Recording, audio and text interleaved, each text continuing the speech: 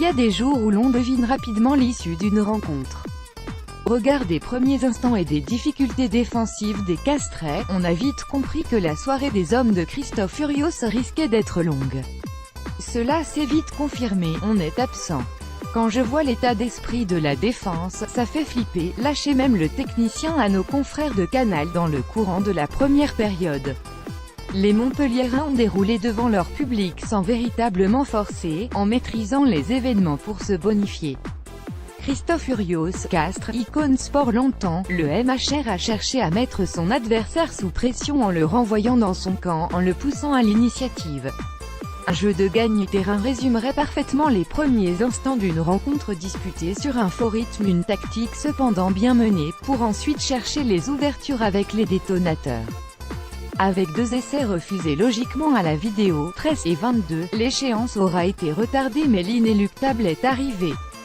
Les joueurs de Verne Côté se sont montrés patients et appliqués, dominateurs en conquête.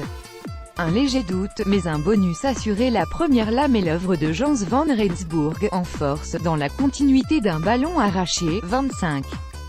Bismarck Duplessis y est allé de son doublé d'un débordement, 37, et au terme d'un ballon porté, 49, puis Enzo Sanga pour redonner le bonus après une belle combinaison, 72, et Joe Thoman derrière une mêlée, 79, ont fini le travail. Au total 5 essais, soit la moyenne depuis le début de saison dans cette enceinte pour Montpellier, et encore un succès bonifié pour conforter la place de leader, malgré la pression de Toulouse plus tôt dans la journée.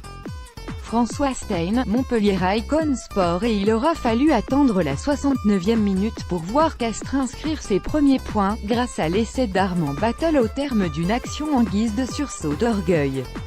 Une manière de sauver l'honneur après une dizaine de minutes engagées.